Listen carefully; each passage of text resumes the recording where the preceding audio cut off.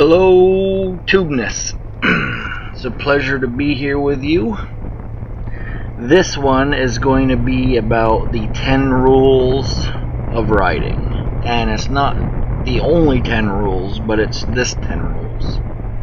Number 1, always get a bike whose manufacturer starts with K, and the model should start with Z. Just kidding.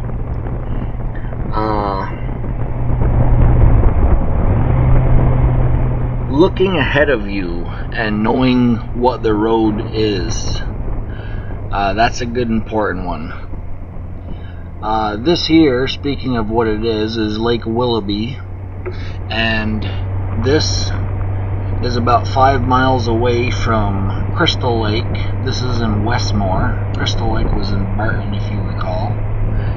And there's a story that goes, an old ship went down in this lake and was recovered in Crystal Lake. And like I said, they're about 5 miles apart. So there must be a underground cavern or something that this old boat was sucked down into and wound up in that lake. Kind of cool, spooky.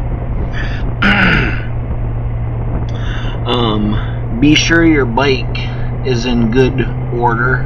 There's no chain lube on the sides of your tires. Your cables are all in tight working order. Check it out. I know it's a tough habit to get into, but giving it a look over might save you some headache down the road.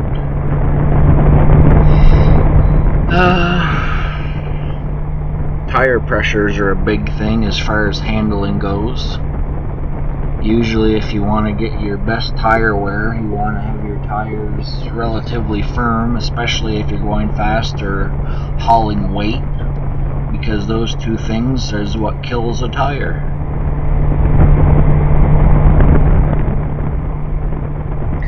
Fixating on objects.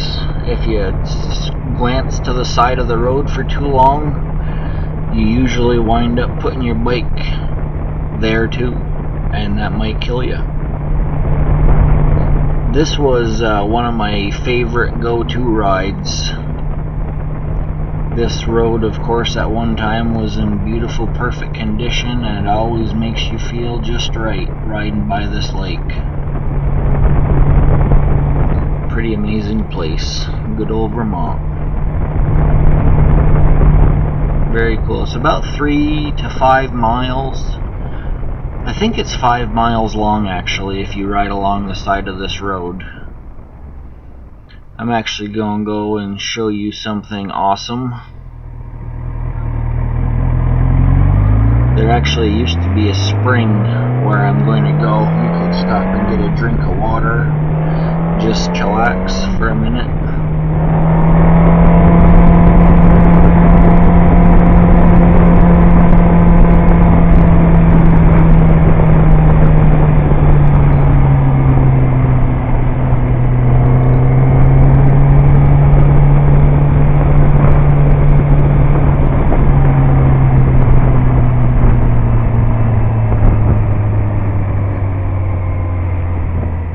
Here it is.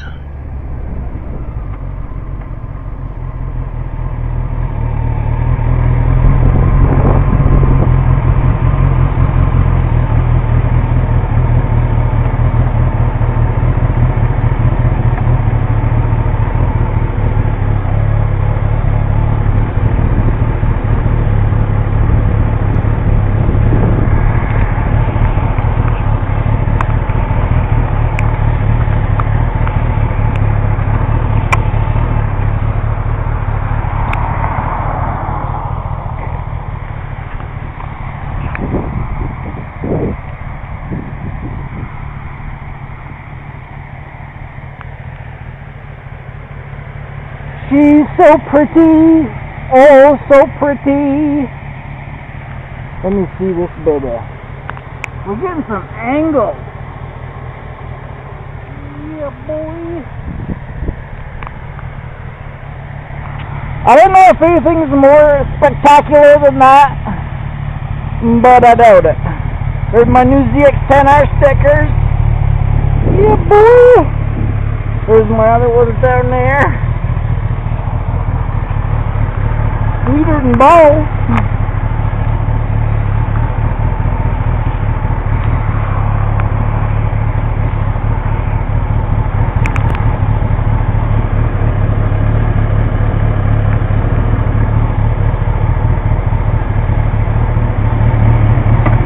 The good kind of Bo.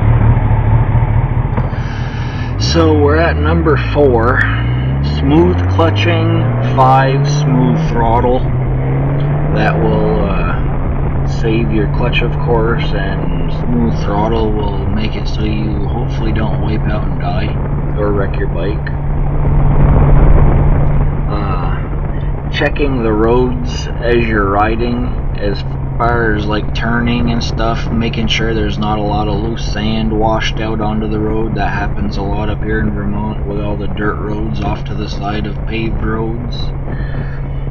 Making sure you don't get caught in a big nasty crack and it wipes you out, or a nasty pothole that could damage your bike or wipe you out, or both.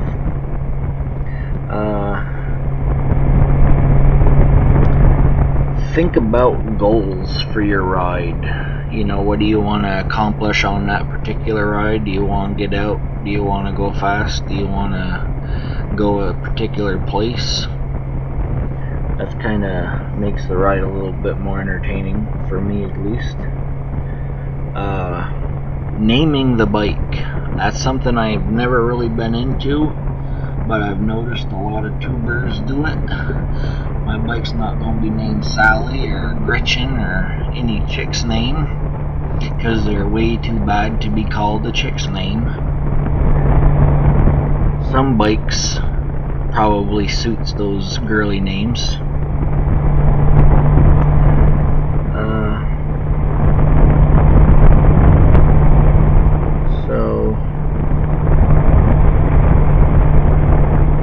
Riding at speeds fit for the road. If you don't know the road, probably shouldn't push it, because that's a good way to wreck your bike or die, or both. And respecting your bike. I think that's a very important one. The older I get, the more respect I have for my bikes, because I probably see the money that goes into them and the time's diminishing that I'm going to be able to enjoy these things. So speed shifting, you know, dumping the clutch to be able to whatever you're going to do, you know, puts a lot of stress on your bike. Not really advisable, because the more you run them, the harder you run them, the more damage you're going to do and the more it's going to cost you. Even parts alone, if you are smart enough to work on a bike properly, it's very expensive. And if you have to pay a technician $80-100 an hour, you're going to really regret it pretty quick. So ride them the way they're meant to be ridden, and pretty much, you know, unless you're competing against Rossi, you're probably going to go just about as fast with a little bit of, you know, concern for your bike, and you're not going to need to smash anything apart in the process. Every time you work your bike harder, I mean, there's a good chance of, you know, dogging your transmission, and you can ruin it very easily if you don't shift right. Same with sprockets and all that regular maintenance stuff. It's still, you know, a couple $100 around, and you can make a chain and sprockets last 20,000 miles easily if you're halfway decent with your stuff.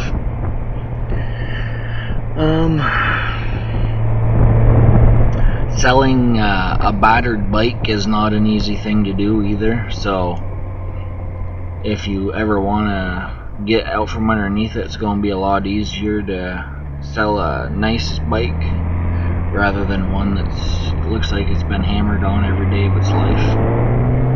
And if they're not working properly, people are going to know that as well, so you're pretty much going to have to give it away.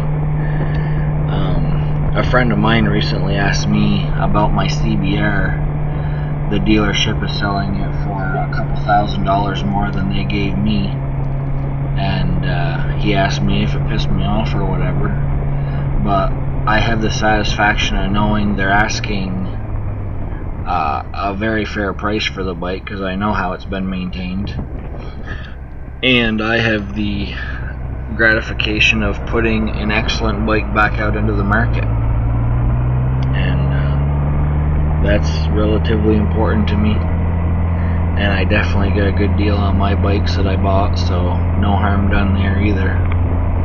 I have seen a bike for $1,000 more identical to the one that I had, and you know, with the waterless coolant and the way I took care of that bike, the good oils and whatnot, you know, I seriously doubt that other bike was better than mine, but it was definitely a fair price the dealership was asking for it, and I never put it over 13,000 RPMs, never did anything stupid to the transmission or anything like that.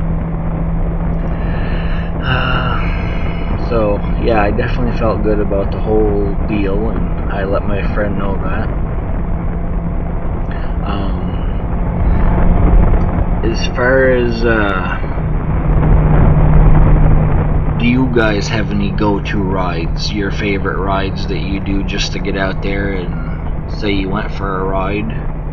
I try not to really do that much anymore, just because it takes some of the fun out of the ride, I think. At least for me now. It used to be something I did a lot.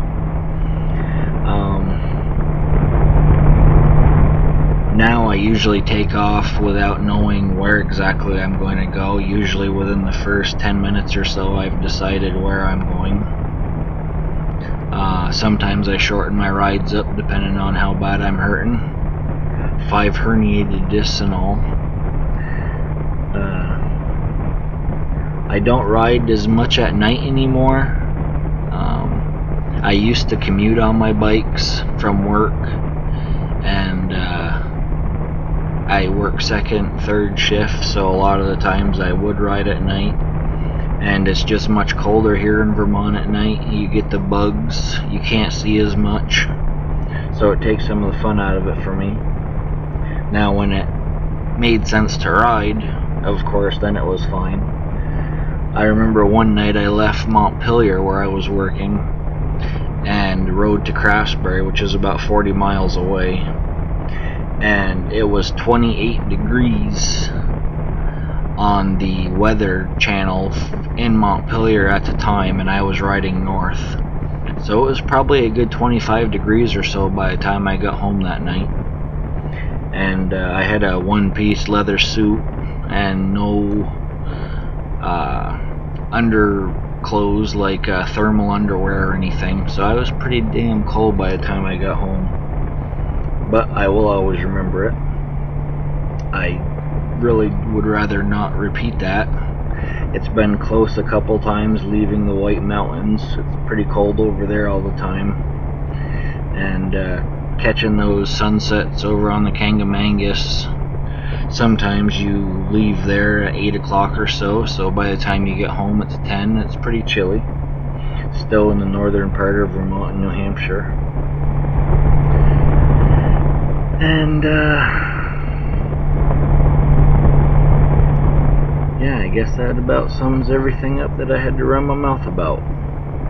Also, another important thing, if you can do it, do not run ethanol gas. Run the non-ethanol. That corn crap is just a bad idea. Takes away the crops that farmers would grow because they want to grow that expensive corn they can get paid for, and it's more of a pollutant than regular gas. Not good. Burns hotter, burns faster. Not good for your engine. Don't do it if you don't have to. That's it. Good day, YouTube.